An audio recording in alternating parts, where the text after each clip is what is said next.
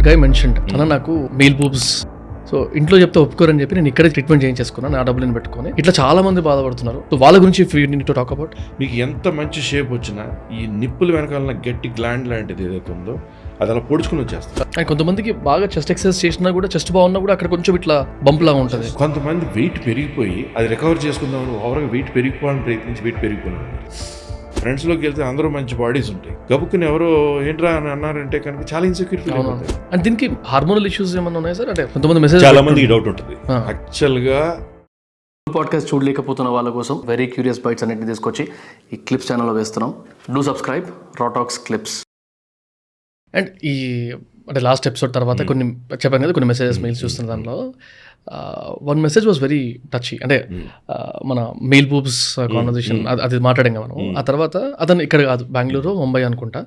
So that guy mentioned అన్న నాకు నేను బాంబేలోనో అదే వేరెవర్ హీ స్టేస్ అక్కడ వర్క్ చేస్తున్నా. సో జనరల్లీ ఒక 6 months తర్వాత అట్లా ఇంటికి వెళ్తా ఉంటాను నేను. సో ఇంట్లో చెప్తే ఒప్పుకోరని చెప్పి నేను ఇక్కడే చేయించేసుకున్నా, ట్రీట్మెంట్ చేయించేసుకున్నా, నా డబ్బులను పెట్టుకొని. సో నాకు ఎన్నో అది తెలీదు, కానీ ఇప్పుడు తెలుసుకున్నా, చేస్తున్నా. బట్ ఆయన మెసేజ్లో he was very emotional that ఇట్లా చాలా మంది బాధపడుతున్నారు. ఇప్పుడు సొల్యూషన్స్ గురించి కాదు సార్, నా ఉద్దేశంలో ఈ డిస్మార్ఫియా, బాడీ అంటే ఆ ఇన్సెక్యూరిటీ ఫీలింగ్ ఉన్న వాళ్ళు ఉంటారు కదా, సో వాళ్ళ గురించి టు టాక్ అబౌట్. డిస్మార్ఫియా అంటే బాడీలో ఏ పార్ట్ అయినా కూడా ఒక్కదానికి ఒకటి అంటే ఈక్వల్గా ఉండకపోవడం, లేదా వాళ్ళకి వేరే వాళ్ళతో కంపేర్ చేసుకుని డిస్మార్ఫిక్ ఫోబియా అంటారు.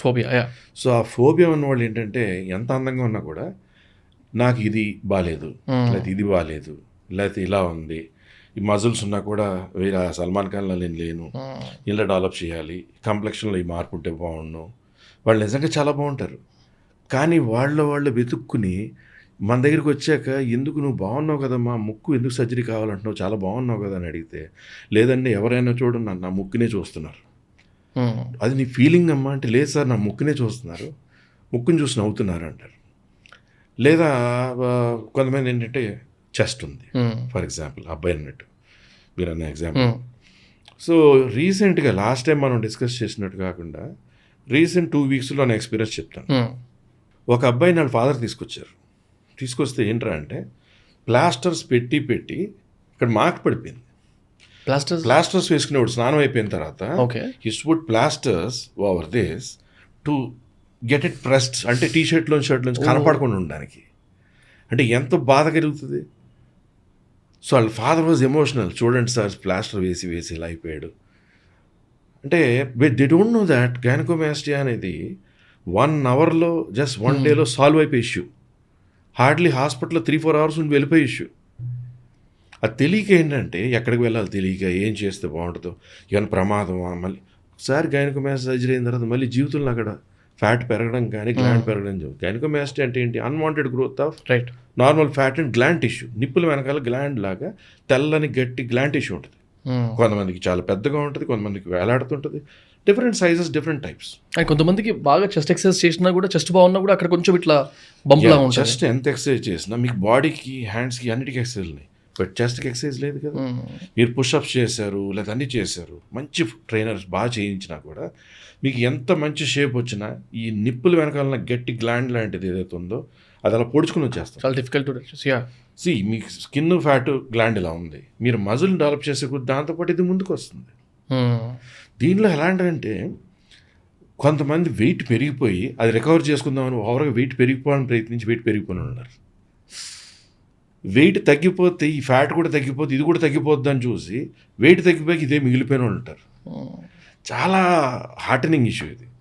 చాలామంది ఏంటంటే it's not a funny thing. ఇప్పుడు వాడు పరిగెట్టలేడు, షర్ట్ తీసి స్విమ్మింగ్కి వెళ్ళలేడు, పెళ్లి దగ్గరకు వస్తుందంటే వాడి ఇన్సెక్యూరిటీ పెరిగిపోతుంటుంది. ఎలాగా పెళ్లి చేసుకున్నాక అమ్మాయి ముందు నేను ఎలాగా కనపడాలి.